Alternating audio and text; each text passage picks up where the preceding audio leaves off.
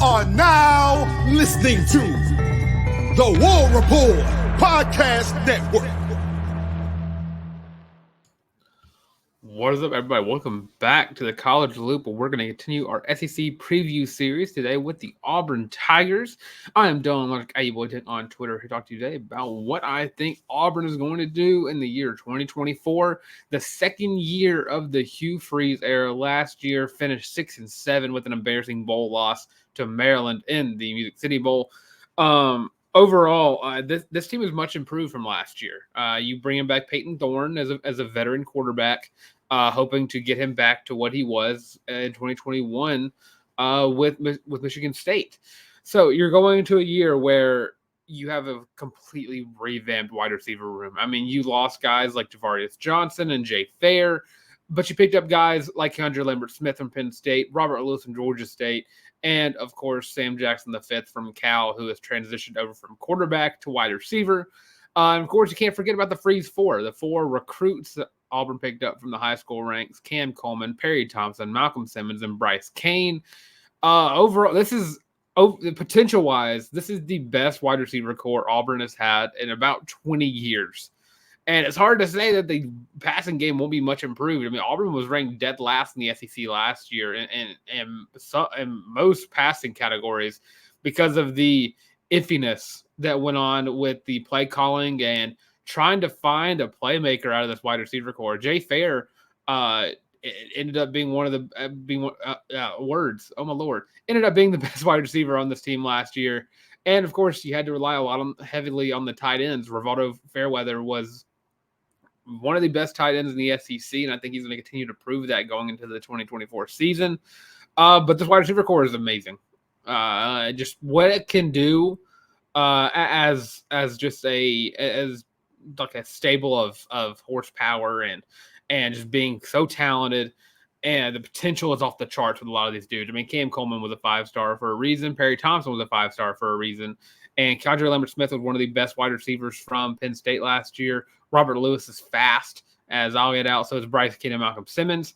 I mean, there's a lot too much talent in this wide receiver room for it not to be just so much better than it was last year. But kind of moving along, you're looking at the running back room next. Jarquez Hunter, Damari Alston, and Jeremiah Cobb will be your stable of running backs. I'm expecting a 1,000-yard season out of Jarquez Hunter, as well as just kind of trickling off, but expecting a good season on Damari and, of course, Jeremiah Cobb. Skill position players overall that are going to give Payton Thorne a lot more confidence going into this year, especially since Payton Thorne was given the job right away going into the season and didn't have to battle it out, and hopefully won't have to continuously battle it out throughout the season. Kind of looking at what the guys in front of him look like. I mean, the offensive line looks like it's a more tangible unit than it was last year. You pick up a all SEC caliber tackle in Percy Lewis to guard your blind side. You're moving Dylan Wade from the outside to the inside to make him more comfortable. Connor Liu is one of the best centers in college football as going into his true sophomore year. You're hoping Jeremiah Wright can stay healthy for another year because his talent is off the charts as well at the right guard position. And Xavier Miller, you're just hoping he can continue to develop correctly. Xavier Miller has so much talent at the right tackle position. And if he can just continuously develop, he'll be one of the better tackles in recent history for Auburn. He's currently I believe he's currently he is a senior. Never mind. No, I thought, well, if he gets one more year. But overall, I think this offense is much, much, much more improved than it was last year.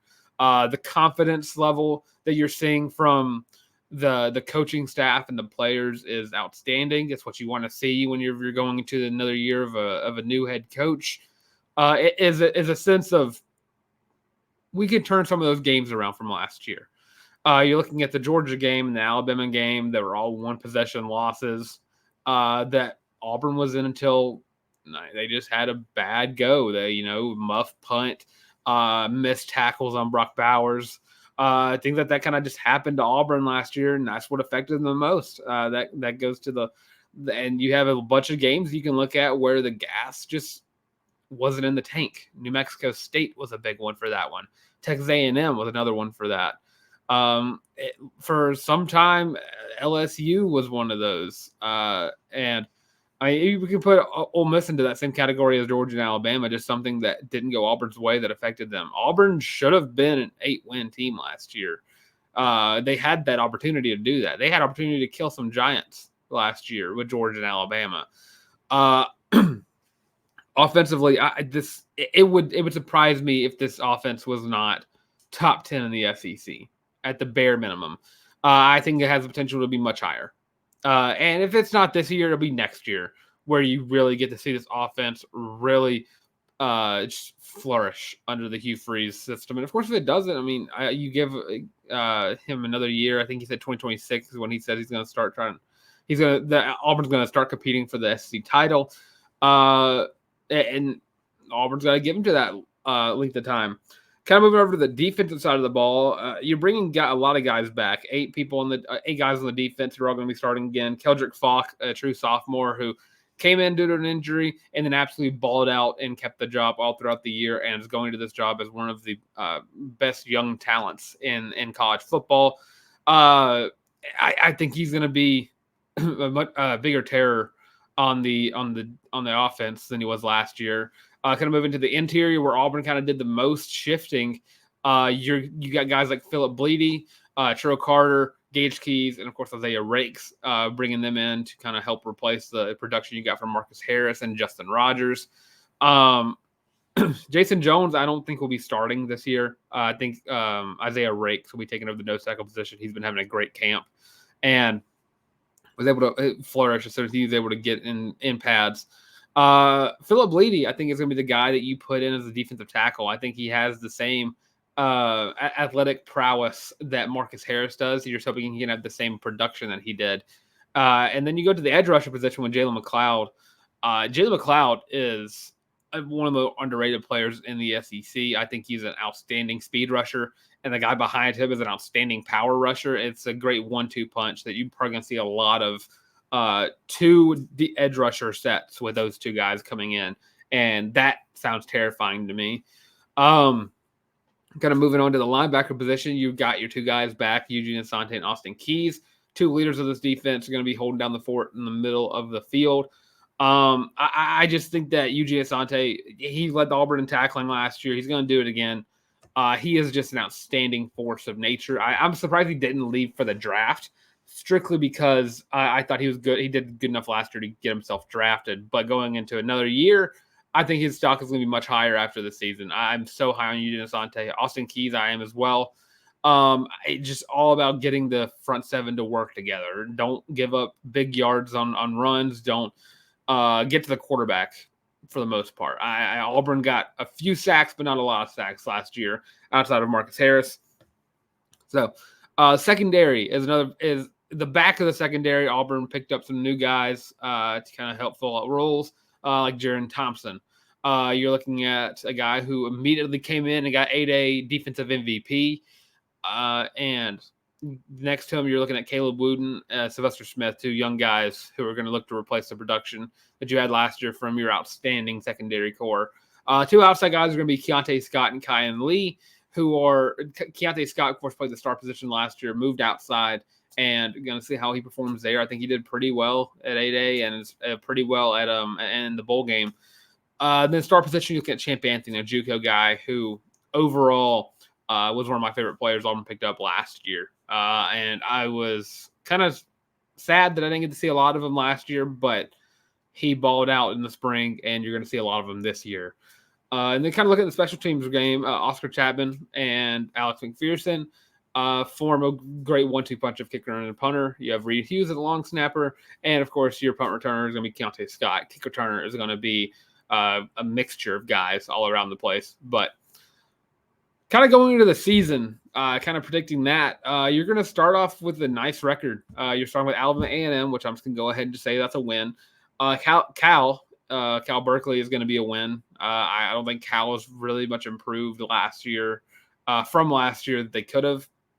But going into the ACC, you have homecoming in week 3 versus New Mexico.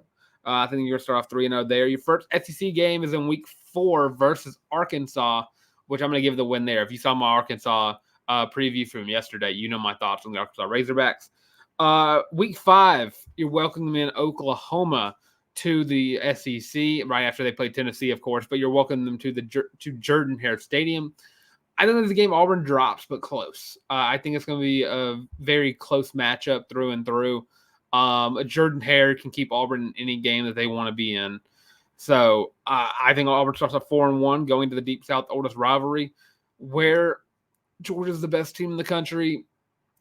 I'm going to go ahead and drop that game for Auburn. They're going to go 4-2 going into the Missouri game. Getting a bye week for Missouri, which makes it a lot more manageable. Of course, you've now been tested a lot. I think this is a game Auburn has the highest – out of the losses, I would rank Missouri as the highest possibility of the upset, strictly because of the bye week. So I'm going to give it the loss. I'm very high on Missouri this year. You go 4-3 before you go to Lexington to play Kentucky, which I'll give Auburn the win there. I think Auburn has more talent, and I'm not high on Mark Stoops right now. I think that this is his last year in Lexington, if they allow it. I know that they were very adamant on getting him back from Texas A&M, but I don't know if another mid-tier season will do it for him. So 5-3 as you go into the last 4 games of the season. Vanderbilt, sorry, Vandy, that's a win. 6-3. You get a bye week for ULM, but you don't really need a bye week for ULM. So going to go ahead and say Auburn is 7-3 going to the last 2 games of the season versus Texas A&M and Alabama. With the first-year head coach Mike Elko, who I'm very high on, I think A&M has a lot of talent on that roster. I'm thinking with this game being at home, I'm going to give it to Auburn in this one. Close. I think Auburn's going to get a lot of close wins this year. So 8-3 going into the Iron Bowl, which if you watch my Alabama preview, I think that this is the highest possibility since Auburn last won in Bryant-Denny that Auburn has the chance to win. And I think that it's all there. Auburn has more talent than they did last year. Alabama lost a lot of talent, but it's still a Nick Saban roster. It's Bryant-Denny Stadium. It's a place where Alabama is just really, really good at. I think Auburn drops this one, finishes the season 8-4. I've been on the 8-4 train ever since I read the schedule the first time. At the worst, I mean, you drop Oklahoma, Georgia, Missouri, and Kentucky, and A&M and Alabama. Worst, 5-7. Your best case, I'm going to go and say 10-2. I think that you have a nice middle ground there. Auburn could go out and win 11 games if they could beat Alabama. And then your only loss, I'm not giving it to Auburn winning in Athens. That's not happening much longer. But yeah, 8-4 is where I stand at. You're seeing a tangible improvement from year 1 to year 2 from Hugh Freeze, and then he is recruiting very well for this recruiting class and the next one. So I think that the future is bright for Auburn, but for right now, 8-4 is where I'm standing. That probably puts them 5 to 10 range in the SEC. I think the SEC is going to be very competitive this year.